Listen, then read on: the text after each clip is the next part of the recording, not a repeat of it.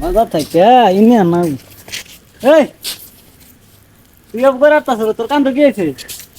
হ্যাঁ কি কইলি তুই করে ডাকলি?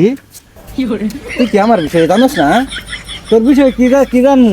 তুই তো সেদিনকে দিই যে খেত কাম করে ভাত খাই যাস তুই ভাবে চলতাছ, কারণটা কি বুঝলাম না তো। কি কইলি?